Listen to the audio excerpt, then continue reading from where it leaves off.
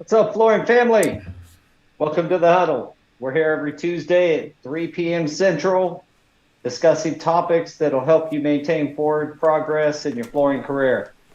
With me, as always, Mr. Daniel and Jose Gonzalez, the preferred flooring out of Grand Rapids, Michigan. How we doing, gentlemen? Good. Made it. Hey, well, Just you're not in a truck driving across Michigan somewhere, so no. I just got back actually, so that's why I said just made it.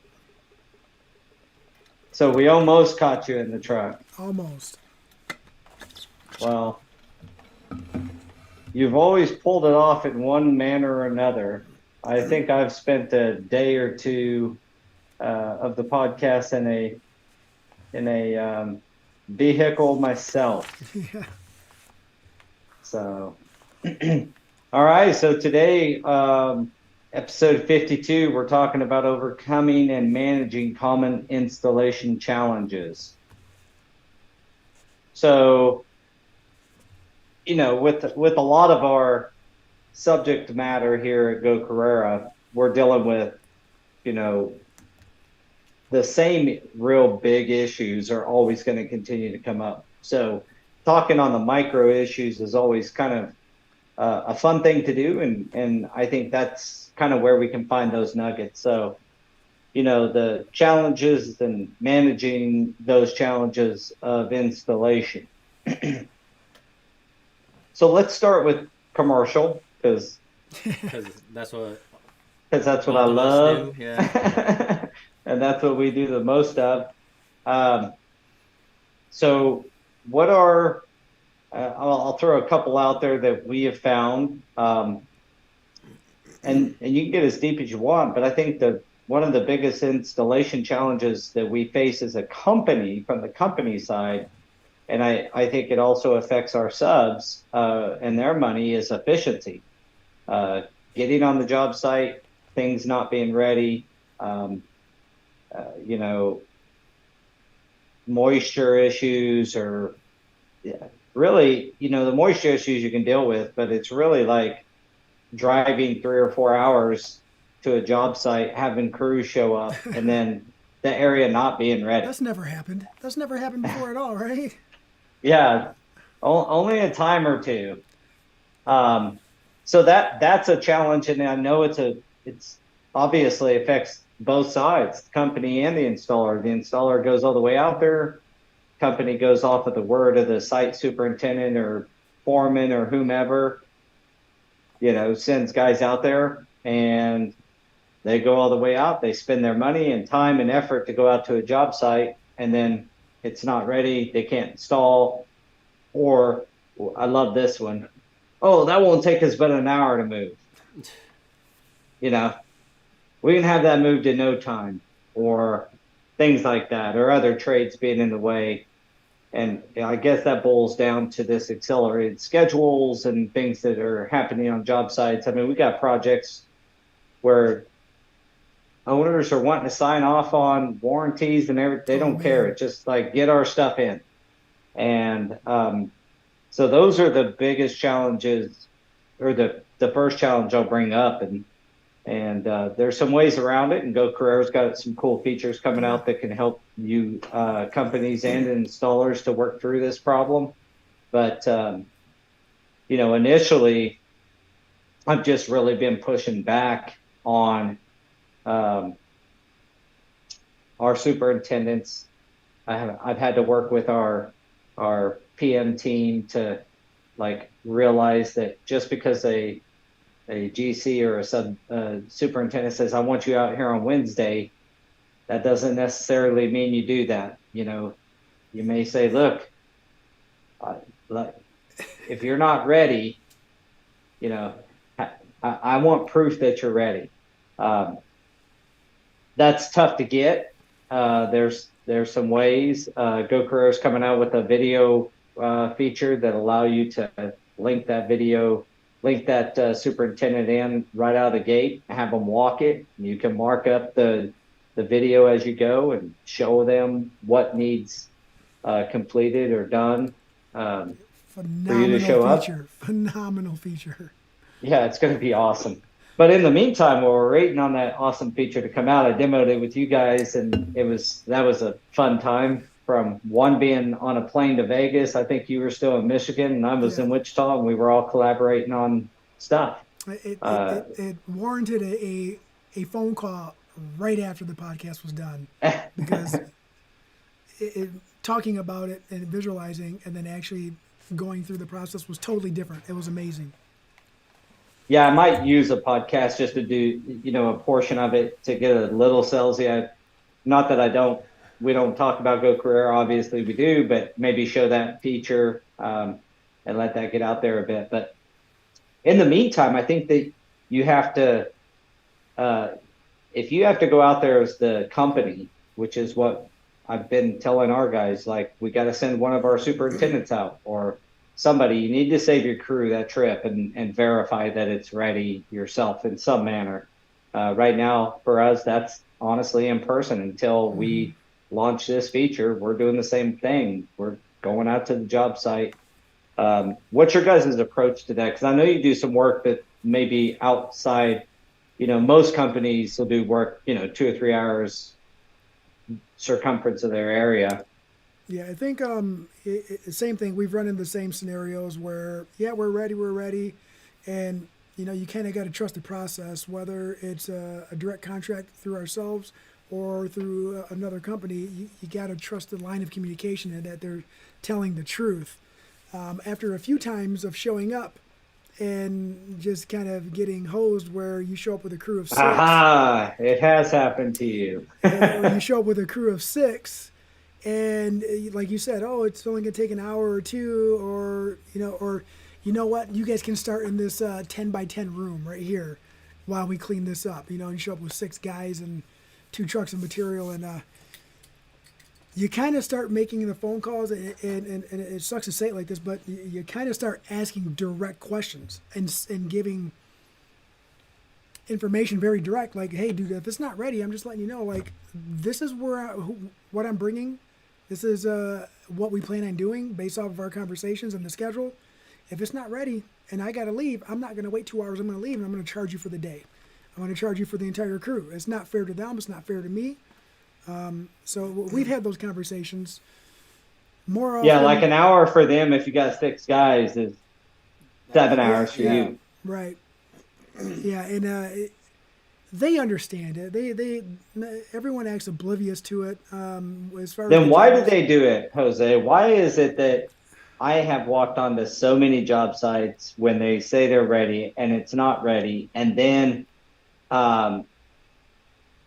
the best I can tell them is, most of the time we'll just jump in and start helping them move because we don't want to go home. We want to work. We're there to work. And it's like, what is this new? It ain't new, but it's getting worse. Like, come to the job, no windows, no HVAC, wanting to sign off on LVT being installed from China. And I'm like, it all goes dude, down do you to, know how bad this can be? It all goes down to years ago. I remember when we used to have, I remember when deadlines were realistic, right? I remember when you had a deadline like, hey, we're breaking ground. We got 18 months for this project. Now, if you go back 15, 20 years ago, a project that took 18 months, they're getting it done in 7 now, from breaking ground to completion and turnover. They were until COVID happened. Right, until COVID happened. But it's just, I am positive that the generals and the contractors are doing their very best to stay on task and keep the schedule as planned. But it's the same thing, and not to stand up for them, but I know that they're relaying information, and things are not getting done in a timely manner by other contractors or trades. And I don't want to say it like this, but me being a subcontractor, they kind of trust other subcontractors to hold up their end of the bargain. Performance from a company who has the majority of the other contractors who are in-house actually perform better. Their projects are, in fact, ready, or they exceed expectations. But if it's a construction management company who's managing other subs and other trades, that's I don't want to say it like that, but Well, it's a disaster waiting to happen if one person falls off or if a material is back ordered, a product. some of the durations, though, like the scheduling you were talking about, I mean, it's almost like there's not been a concerted effort to understand the lead times now Yeah, on HVAC and allow for that in your schedule. Like it blows my mind. We do have 3 jobs that we're on long before we should not be on them. yeah, and We just should not. They're willing to sign our paperwork, and a couple of them I think they have. The others are like, well, we're monitoring site conditions and keeping site conditions up to date or up to par with what the specs say. And I'm like, you know, are you keeping them on? Who's monitoring this stuff at night? Like you got 12 hours you got half the hours of the day that no one's there really monitoring it. So And it's just Carlos is frustrating. on LinkedIn. He said about the moving and the hours and stuff. Do we put anything in the contract about charging per day? And I think you can put anything that you want when you send it to them, but they're always going to send you their contract back, and then it supersedes whatever you say anyways. Yeah, it's always their contract, and you can mark it up, and we do. But most contracts state, that the GC is driving the schedule, and that you agree that you're going to be there when scheduled to perform the work. And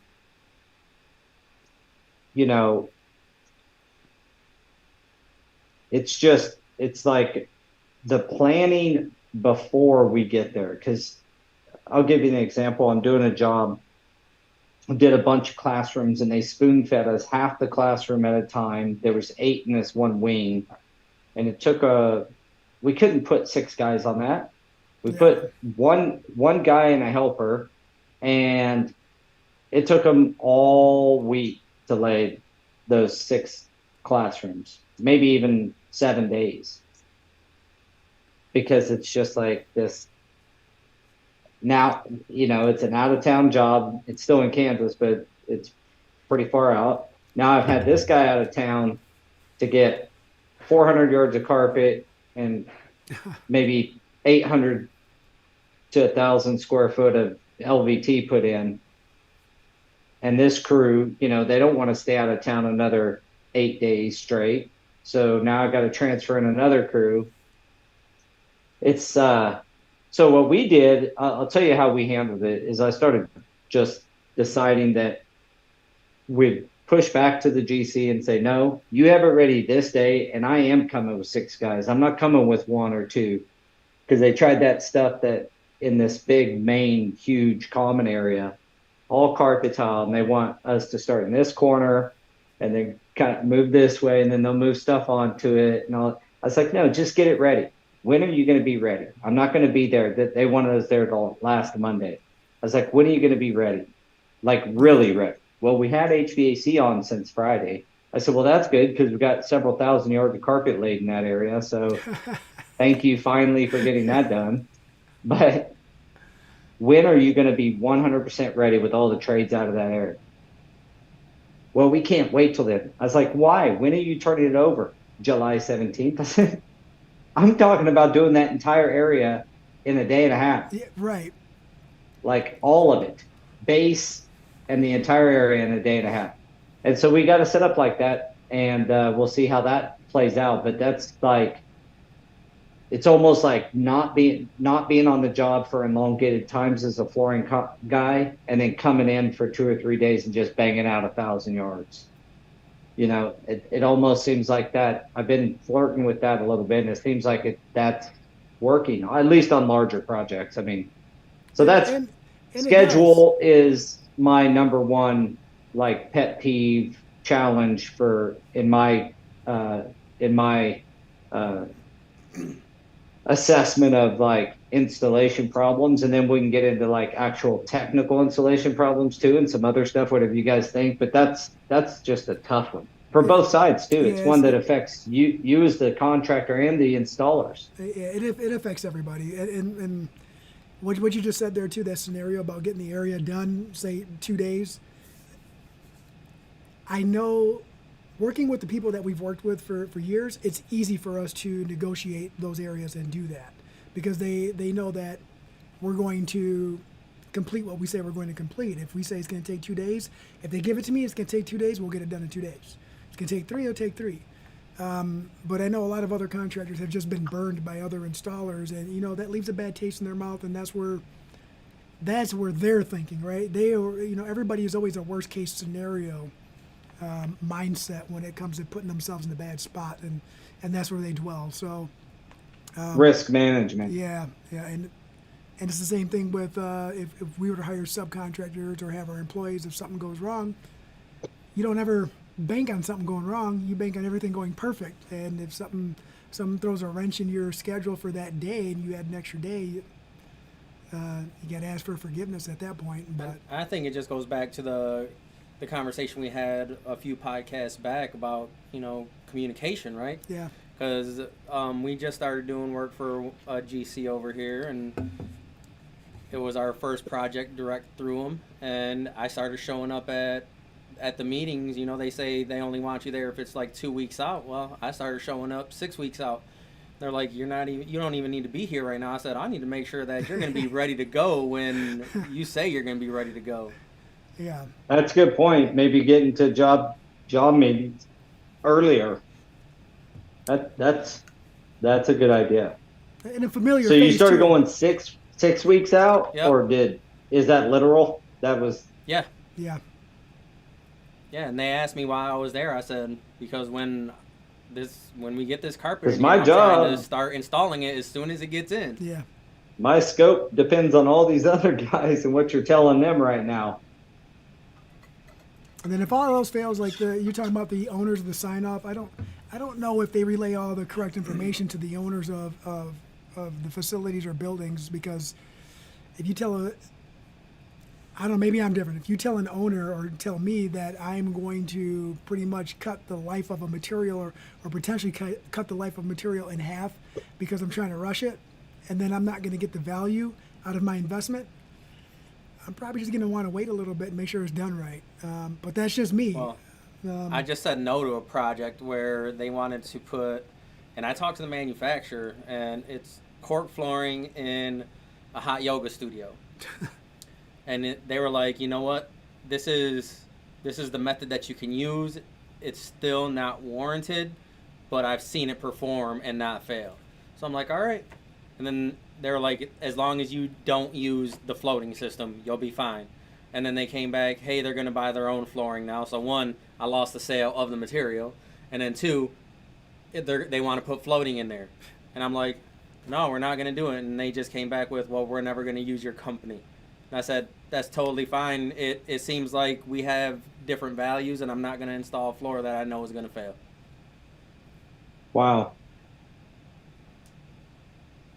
If they only knew you're just trying to prevent a lot of heartache and headache in the future. Well, when he first There's talked, plenty of companies that'll just come throw shit in for you. Why come? Well, we were the third company that he contacted, and I'm the one that got the correct system in order to do it right. Everyone else just said they weren't going to touch it. And then as soon as I handed them, this is what's going to perform for you, they were like, no, we want to do it this way. Well, you guys can find someone else to do it that way. Yeah, so I think that regardless of, as hard as we both of our companies work to maintain relationships and have good communication and stuff, I think it boils down to I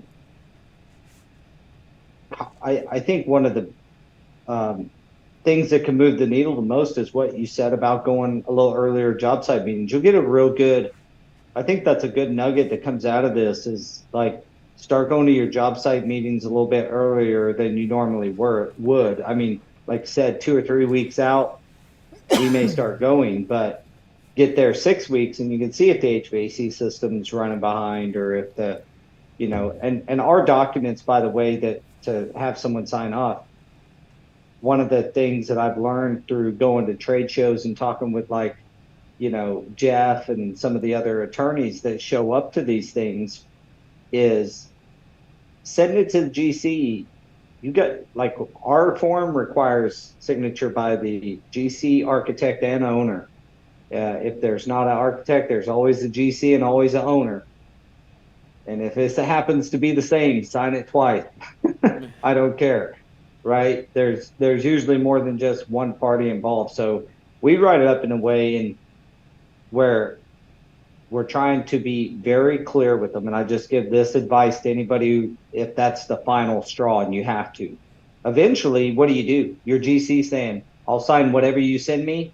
I want you on site next Tuesday. Like contractually, you're obligated to be there when the GC says. Yeah. And so you send them this document. A few pieces I would advise everybody to have. List every single possible failure that can happen. Right, and that's where like I was talking about before you have a contract, and we're talking about after the contract, because once you're in that contract, it seems like it'd be a little bit easier to be strong-armed into doing something that you don't want, and you just have to make sure that your bases are covered, because you can't really say, well, I'm just going to walk away from this job because you got a contract. Yeah, not without breach of contract, right. You're not, and that's a major issue now. You're in litigation or arbitration. You want to avoid that, or they'll just supplement you, and then they'll spend all your money plus then some, and send you a bill for it. So once you sign the contract, you're kind of stuck. And if you get in that situation, like I said, make sure you list every single possible failure point, whether it's gapping, curling, adhesive seepage, maintenance issues, complete flooring failure, trip hazards, all this stuff we list as potential failures. And then we even list like common, how did I say it? Like the ones that I anticipate happening on your site. Most notable, common and most notable failures. And I start listing those, like these are probably going to happen on your job. Just know that these, don't call me to come fix. I'll come and tell you how much it's going to cost to fix, and I put that language all the way through it. So that's just a kind of a sidebar side note. So what other types of deals? We got site conditions and job being ready. What other types of installation challenges? Well, you did touch on moisture, right? Because that's a huge thing, and one of the biggest challenges is teaching people how to spot moisture issues, I think, because once you see something underneath, it could look like wet adhesive, but it may not be necessarily even be a moisture issue, right? Because you can have like a plasticizer migration and stuff that'll eat the adhesive too, and it's not necessarily a moisture issue or anything, but baby sister was real proud of herself. She was on a hospital project one time, and there was a bunch of efflorescence and stuff like that, and she caught it, and thankfully that the company that we were working for was like, yeah, let's fix this now so that way we don't have to later. And it was quite a hefty ad, but it got done right. So being able to spot it, and then also talking to your reps, because you need to know the systems to fix it before you, and we touched on this before, right? Don't just present the problem. You got to say, this is the problem, this is the solution. Yeah. It makes it a lot easier for that. And that moisture issue does apply to residential too. So like we had a situation where there was an add-on, and it was an old garage that they had added a room over and converted it, and this was another remodel, and it sucked to say, but we walk in there and I'm like, was this a garage? I don't know. And then we asked the homeowner, yeah, I think it was. No vapor barrier, so it's a garage. They didn't have to worry about it. So had to drop that bomb on them for the ads too. But it's just putting yourself in a situation to understand that there's educational classes out there and programs to help you dive deep into that so you can spot it a lot easier instead of having to go through a lot of formal testing just to get the science behind it. You say, oh, look at this, I've seen this before, or I know what that looks like, let's just make sure. We took a couple classes for that. I mean, we take a couple classes for almost everything, but Well, what are some common signs that you guys like when you talk about moisture? What is the first thing you're looking for when you walk on a job site? You regardless of, you may not be suspecting, but in our field, we're always looking for moisture. So what are some of the key first signs? So, for me, like walking into a brand new construction site, commercial site, just visually, I do the old man shuffle, right? Feel for imperfections in the concrete as I'm walking and talking, but visually, I look for inconsistencies in the concrete for visual. Knowing, spotting what slabs were poured at different times and what ones were exposed to the elements during the time of the pour and things like that. Like, if you pay attention to that, you can see some of the inconsistencies, which might raise some red flags, and not red flags like, oh, we're going to have to do this, but you're going to ask questions. And some of the people like to answer them, some of them don't, but you will get your answers regardless if you're asking the GC. But some of the guys around will say, yeah, this is what happened. We were pouring the concrete, the sun was out, it was too hot, and it started curing on us really quick. We couldn't do it fast enough, or it rained, we were doing it and it started pouring down, it came down, we couldn't cover it on time, or no roof when we did this one. There's just a lot of different things like that. I always try to look at the envelope to make sure that do they have windows, doors, and roof. Is the building envelope closed? If not, you're likely going to have some problem. Then HVAC, and then when you look visually, like, you can kind of tell that darker concrete, and if you're paying attention, I've called it plenty of times walking on a job, and they're like, yeah, we better run some early moisture test on this one. You can just kind of see it all around, puddles here and there. I've seen leaching up onto the sheetrock wall. Oh yeah. On primed walls, and you can see it leached up, and I'm like, okay, this has had water at some point, and maybe it's flooded, or it's coming through the concrete and up that drywall or something. And so you start investigating, and the main thing is, if you're wondering at all, you better call somebody as an installer and say, hey man, has this been moisture tested? Like your crew's going out, like, if this has, what was the reading? Because they can change. So having your crew understand that just because you moisture tested 2 weeks ago or 72 hours ago, if you're following the guidelines, you're supposed to do it within 72 hours of installation. Well, shit can change in 72 hours real quick too, especially if they don't have proper drainage or something like that, and it is coming through the concrete. We try to look at a lot of those things, but obviously the best thing to do is toss down a moisture test. Right, and then I do have to explain to them, because a lot of people know now about the RH test, and they think that, all right, this is the only thing you need. But like when there's I was just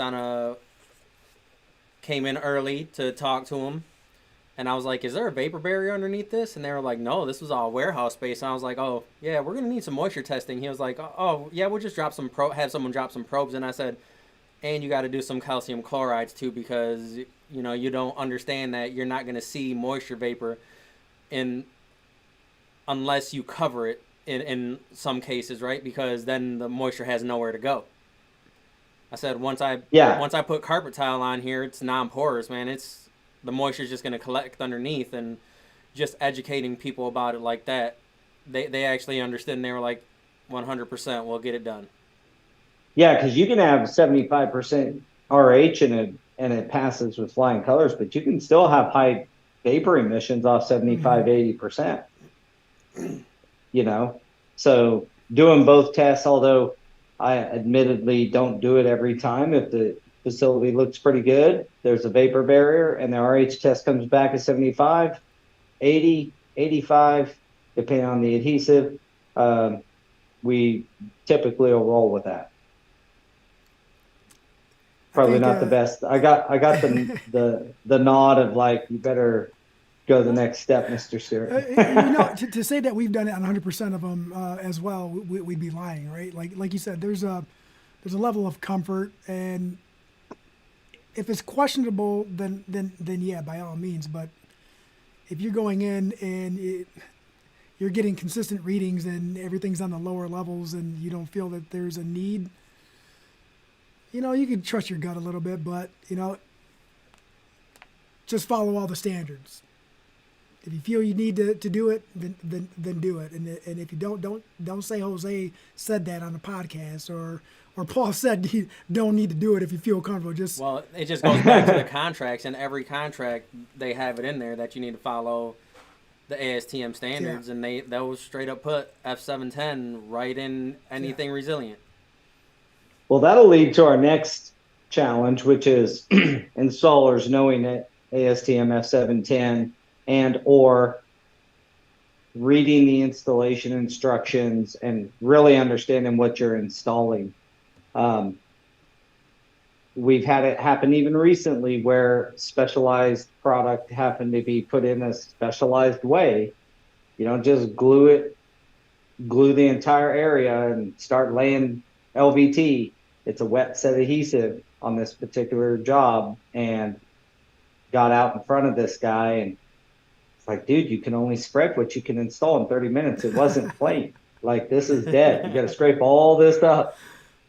It's gone. In fact, you got to pick up these last two rows and scrape that up too, then reapply what you can install in 30 minutes. Mm-hmm. Well, open time and flash time is very confusing to some people. And well, the manufacturers don't make it any easier. Some of their descriptions is like between 5 and 75 minutes, and based on site conditions. Based on site conditions. Touch the adhesive if it transfers, but not too much. Then that is exactly how they sounded like in Forbo. I'm like, dude, just give me some clear direction here. Little to no transfer, but is it little or is it no? Like is no okay? One line or two lines? Like my fingertip I could get 5 lines on there, but little to no. Like, which one is it? Yeah. There's so I think the manufacturers make that even more difficult. But open times and staying informed, like the crews, it's hard for a company to then get all the crews informed on stuff that we get to know. I wish there was Facebook's terrible for it, but it'd be nice if there was just a quality forum of new installation guidelines as they come out, just a thread, and it's split between carpet, resilient, hardwood, and tile. And when a new tile grout comes in, it's on a bulletin under that forum, and you go in there and you can look at new product releases, new ways of installing, shortcuts found by experts, that kind of stuff. Is that what Floor Cloud is planning on doing in the future? I don't know if that, they do a lot of what Floor Cloud does really good. The real, in my opinion, key value is you get to load in the products that you're doing on the job site. So it'll do all that figuring for you. As far as product releases and things like that, I hope so. They'd be primed to do so with all the aggregation of that material data. They'd be best suited probably in the industry, at least currently, for that information to be shared. But I tell you, it'd be nice just to have, because I guess you can go, what's an installer going to do? He's going to Google it if he doesn't know it. they should Google it. Yeah. Whether they do or not is completely Yeah, different we story. want them to Google it if you do not know. We tell them like Google is free, use it. Like Or if you reach don't, out. You know, Yeah. we get calls all the time. Hey, I've never worked with this before, and then you know I could say this is what we did the last time, but I still need to look up to see if anything's changed. Yeah. And when Crystal and I were down in Georgia, I think I brought that question up about a QR code for a live scan on a bucket and immediate updates, but it would be industry wide, right? And I won't say the manufacturer, but they said that their website is updated as everything happens. So in order to find out, you got to go there and check it out, which is okay. But you know, not everyone's going to do that all the time. But if there were alerts, if there were a way to become a member of that manufacturer and receive alerts to a specific app or anything like that with material updates or changes, that would be great. well, at the very least, Google it. Like Yeah. I know that sounds pretty simple, but pull out your phone GTS. and Google this. Yep. Is that what that means? Yep. Google that stuff. S. Yeah, Google that stuff. There you go. We don't need another Paul mishap. Let me just type it for you guys. Oh, I have that. Okay. We won't bring that up. So, all right. So we talked about site conditions, moisture issues, and kind of identifying those early on. From an installer standpoint, do you guys deliver all your materials to the job site, or do they come and pick up from your warehouse? Both. Yeah, both, because we just like you, we have our in-house and then we also have subs. So like yesterday I met someone because we're doing some residential projects, so I met him on site, brought the stuff out there so that way he can install it today. But Yeah, so I asked that question because I went through Facebook to find a lot of griping, and the griping that I was just trying to see, like, all right, well, this is a bunch of installers, and this next podcast is on installation challenges. What's being said? Salesmen. Now it's heavily skewed residential on most of the Facebook stuff. So salesmen in general selling stuff that they don't know themselves not only how to install, but that it's the right product for the job. Now, I think that's more on residential, because in commercial, as you guys know, you got more like professionals picking it. Yeah. At least to an extent. An architect or a designer who's been doing it, especially seasoned people, they kind of understand you're not going to be putting carpet on a pool deck or something, like you're not doing these silly things.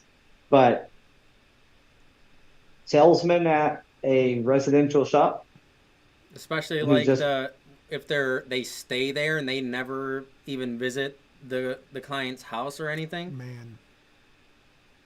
That seems to be a pretty big gripe. Salesmen it selling is. things that it's not the right fit, and the installer's like, I don't want to install this in here. I don't think it's going to last. I don't think it's going to work. And then you look in the comments, and it's everything from walk away. Okay, well,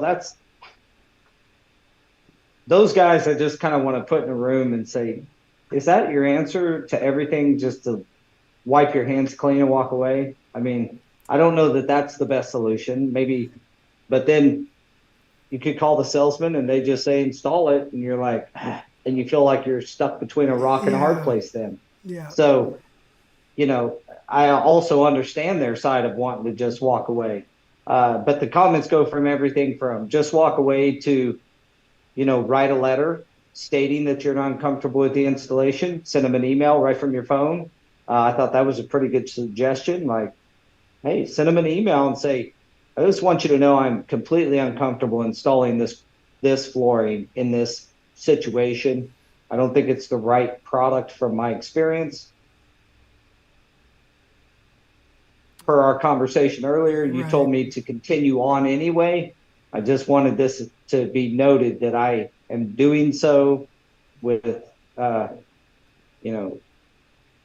not rioting, but like Well, great prejudice. right, and making sure that you communicate with the sales team before you communicate with the homeowner or end user is really good too, because maybe there's something there that they didn't know they overlooked, and they can find some resolve right away before everyone goes, oh, this material, blah blah blah, I can't do this crap, because then you're ruffling feathers you don't need to ruffle. It's about professionalism at Yeah, that guys. point. I mean, you know the old saying, "Loose lips sink ships." I Yeah, mean, just griping about it on site for everybody to hear isn't the best solution either. Call your salesman or your project manager, whoever, back yeah, at the company, and talk it through with them. But it looks to me like there's almost this feeling. It seems like they're truly between a rock and a hard place. Like the materials on site, the homeowner's out of the house.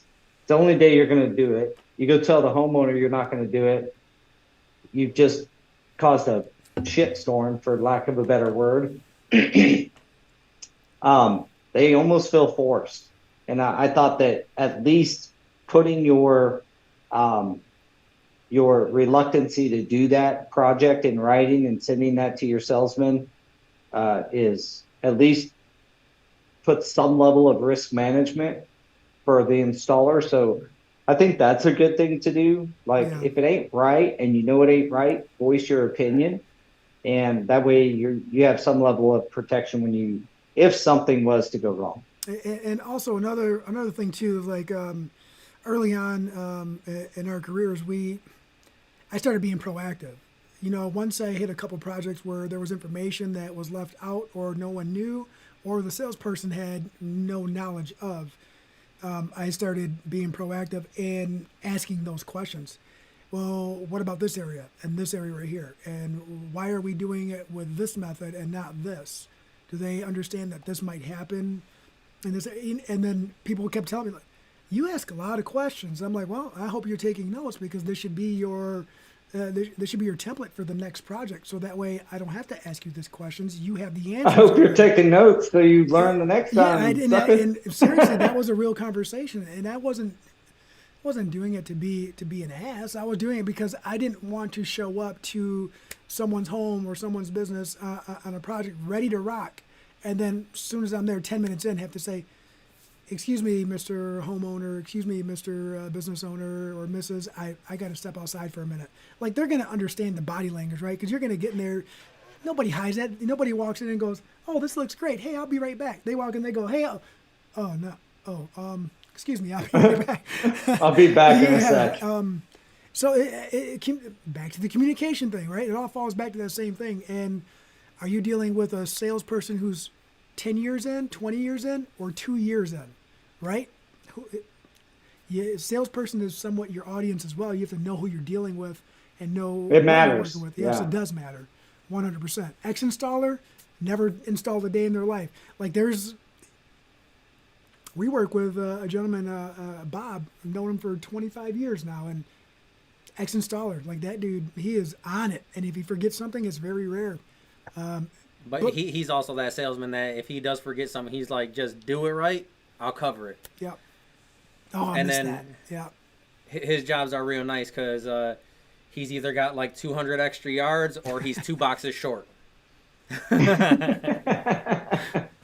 It's not that bad. Bob, Well, if you're tuning in, it's not that bad. So the what other challenges? Because you got your day in, day out, like, technical stuff, and I think that's really boils down most times to training and equipment. Do you have the right training to do it, and do you have the right equipment to do it? And if both of those boxes are checked, really the bulk of the problems are what we're talking about now. Manpower. You don't ever know when someone's going to have an accident, someone's going to be sick, or someone's going to have an emergency. That's always going to be a challenge, right? And the smaller the company, the more it affects you.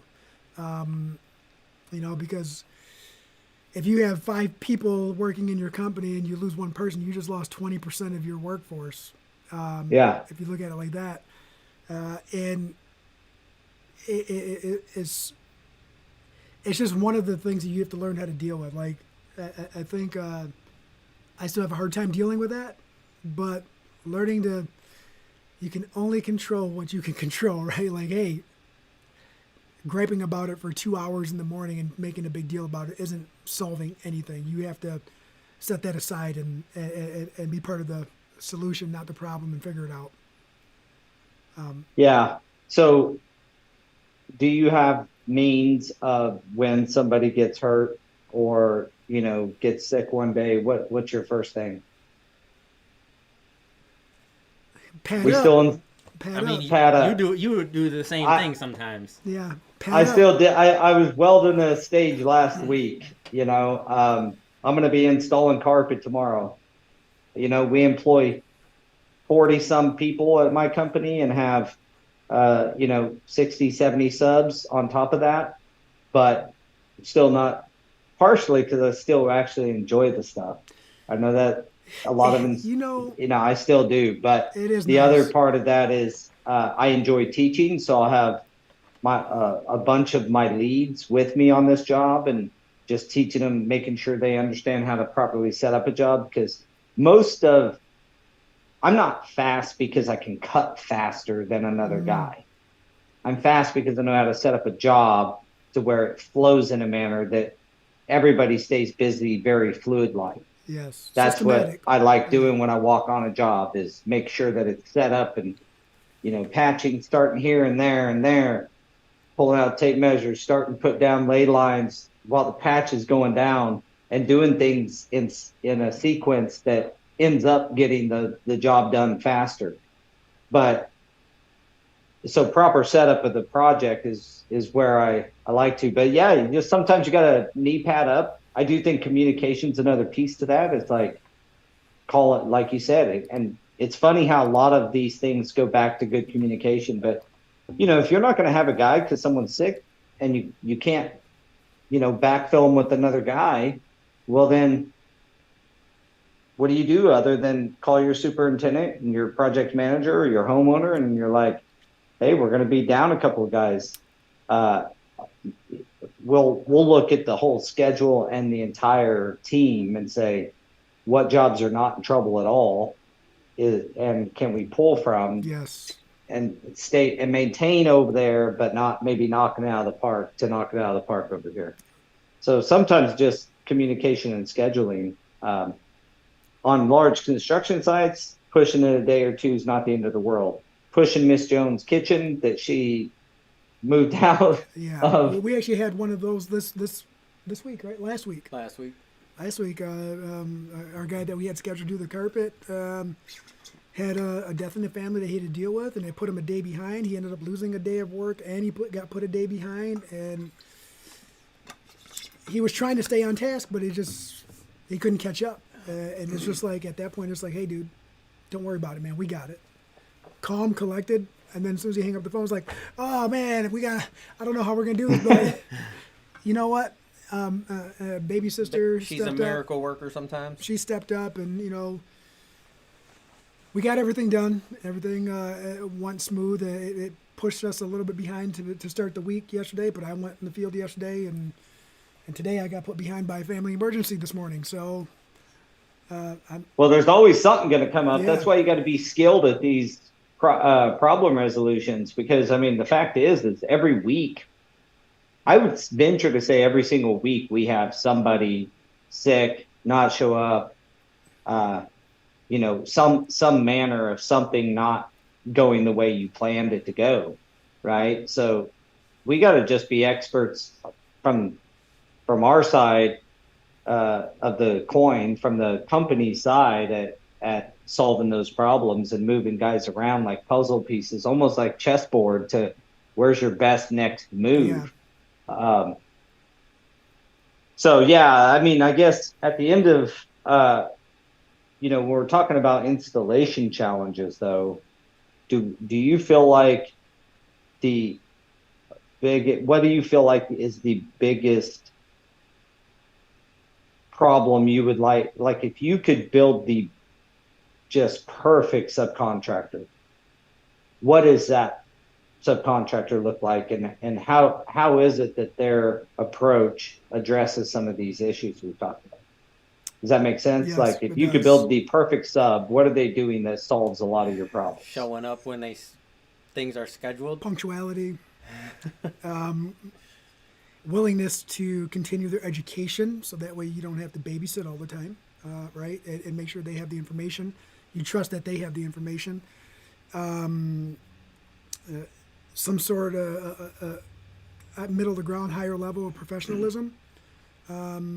Someone who you trust to have great communication on site with clients, with you, with your staff, able to articulate issues. So communication, professionalism, yeah, from a maybe a hard skill or more of a like equipment, the right tools, yeah, that goes. and obviously the right training. So training, tools, communication, professionalism. Yeah.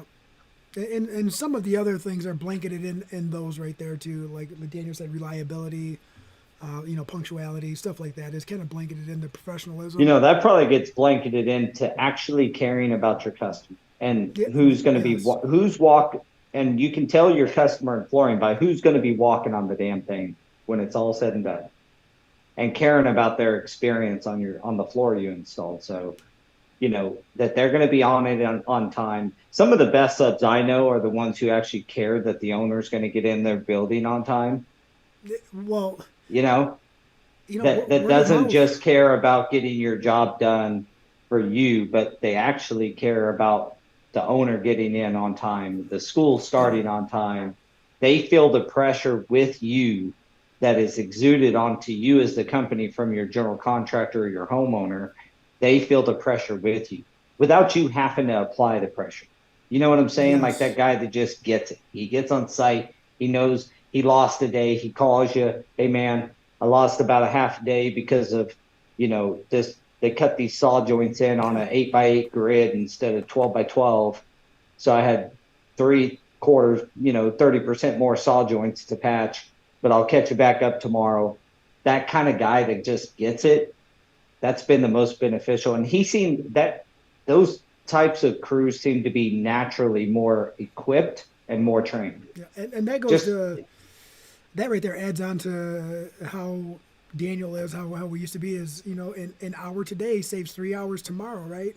And if you look at a project where you're there for a month, that 3 hours that you save every day or 4 days a week adds up at the end of the project, because a deadline's a deadline. You can't make up 24 hours in an 8-hour day. In 24 hours.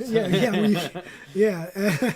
Right. Yeah, you can't. And so any advantage an installer or installation crew could get by saving time for the next day is super beneficial. And I know it's hard to view it that way as an employee. I mean, I've always viewed it that way as an employee anyway, but I know that probably cut from a different cloth, but it's investing your time, right, and not spending it, right? It sounds like, you invest that 1 hour and you get any investment, you expect a return on your investment, an ROI. Well, if your ROI is 3 hours, like your example that Daniel had, well, there you go. Invest that hour because it's going to pay you 3 hours back every day, or maybe an hour a day on a week-long job. You just got given back 7 hours of your life almost. So, and not only that is, hey, you work a couple long days, Monday through Thursday. Fridays ends up being a shorter day because you save some of those hours. For some people, the sooner you get a project done, the sooner you can roll into another one. I don't know very many successful individuals or installers that like to work 3 days and take 3 days off, right? I was told by a guy last week that was in my office here at Go Carrera that, down south, they like to work 3 to 5 hours a day and fish on Fridays. And I'm like, how do you get any work done?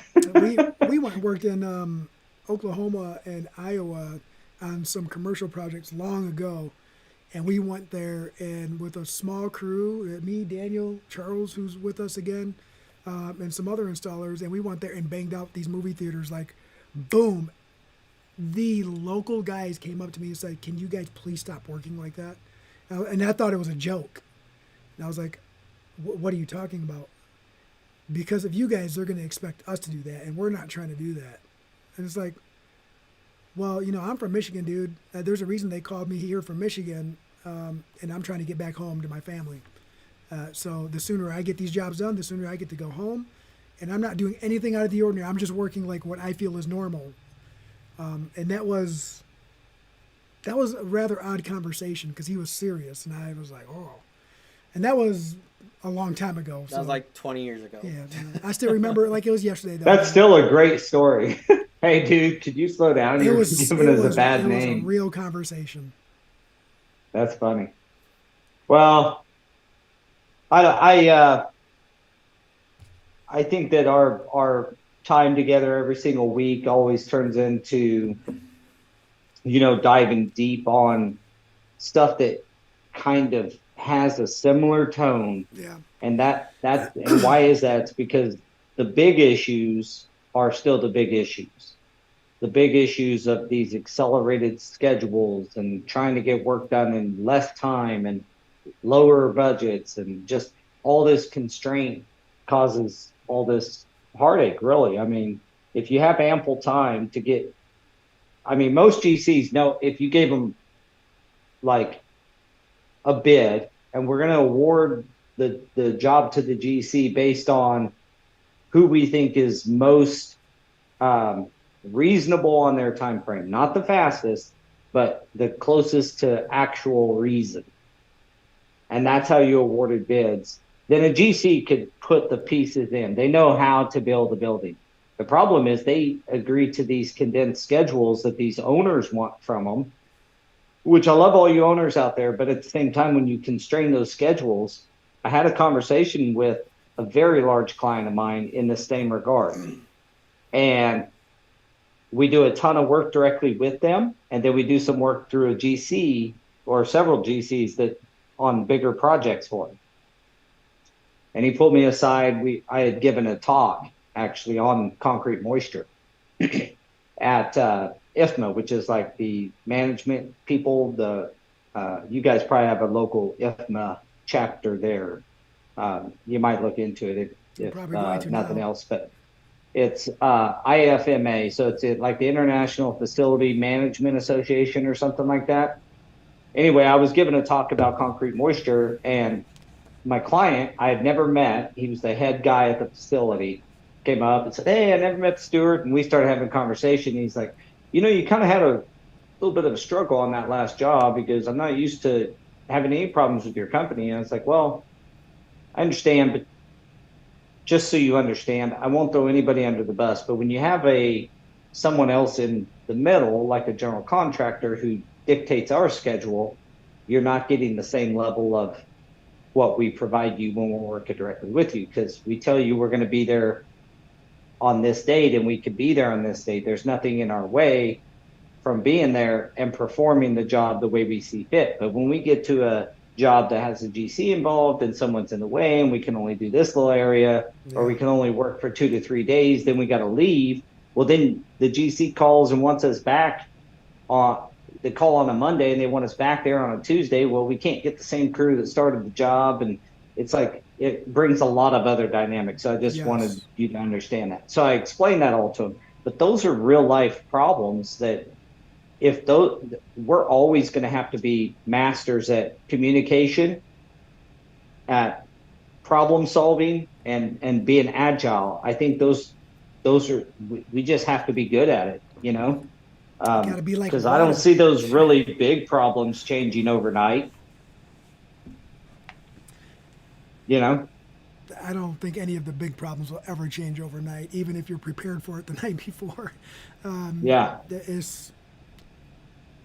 Every GC is going to be a little bit different. Everyone's going to react a little bit different. Not everyone is always going to see it from our perspective, and we're not always going to see it from theirs. And I really enjoy working with the companies and the individuals that we've had the pleasure of knowing for a decade or more, because I don't want to say we don't get our way, but we come to an agreement a lot sooner, a lot quicker, and we come to But you're heard. right, and we come to an understanding. And yes, even though you can't really hear my voice, but they really hear the words, right? And they understand the systems now, and we appreciate everyone for the return business and understanding of what we're trying to accomplish in our Yeah. industry. I mirror that same to all the clients we've gotten to work with, but to maybe piggyback a little bit, all that stuff, all those variables, every job site's different, every project's different with a different GC. Hell, you can have the same GC with a different PM and different super, and it's a whole new experience, So all those things, all those variables are always there. It's what I love and hate about the construction industry in general. I love the fact that not every day is the same, but sometimes I hate the fact that not every day is the same. It's like, why can't I have just an easy day today? Well, because every single day in the flooring industry in particular, but in construction is a new day with a new set of problems to solve. So, if you don't like problems, this isn't the industry for you. You got to like to find and resolve problems, I think. Yeah, be ready for a challenge. That's really and And that there's still that more makes good a days. good installer too. There's still more good days than bad days, though. I will say that. Even though it doesn't seem like it when the bad days hit, the good days still far outnumber the bad days, everyone. Whether you like to admit it or not. Yeah, I agree. Well, gentlemen, we're at 4:00, believe it or not. You mean 5 o'clock? 5:00 somewhere. Wow. We did go. So we pretty quick. burned through our hour. Just to recap, good communication was a big part. If you're an installer, showing your professionalism by being on time, being dependable. What is dependable? It means people can depend on you. And like if you I said, need you, I can depend on you. actually caring about the client, and the client isn't necessarily always the person that you're working directly for. It's the person that's the end user that's going to be using whatever you're putting down. Yeah, not just the guy that's paying you or the company that's paying you, but 100%. who's going to be using that space. If you care about them, you'll pretty much do a good job, because you can get through a lot of stuff if you're caring about the right stuff, the right things. So yeah, I can't say it enough. When you guys brought up communication, that solves a lot of problems. And Link with Go Carrera, if you haven't seen it and you're in the audience, you're going to be blown away when we start demoing and showing video of this stuff. It'll tremendously help with the communication piece. I've got a few more rounds that I got to do with you guys. I want to do a couple more, show you some things we've tweaked. So we've got a few more tests with everybody. But yeah, I'm excited to roll that feature out to everyone and hopefully save everybody some time and money. So if you're watching us on YouTube, consider giving us the like and subscribe. I know we're not talking about AI all the time, although we did get into that last week. We're not necessarily talking about the most interesting subjects on the planet, but we are talking about other people, which may be the most interesting. So, we're talking about tradesmen and women who put food on their table by putting in, by using the skills in their hands and the talent in their brain. And so I think all of our mission here is to elevate the tradesmen, and what they do for all of us. So the building you're working in, the house you're sitting in, the car you drive is likely done by a skilled person. And so value what they give to our society and value what they give to you and your family. So with that, we'll sign out. You guys got any last words? No, thanks everyone for joining all the time. We get a lot of the same return people on live and stuff like that. So actually, I have a question just to throw it out there for people to answer. What can sales team who give you guys the projects do better on their end to make sure that your checklist is checked and marked for what you expect? I would like to see some ideas. Maybe we can use that in Yeah. the future.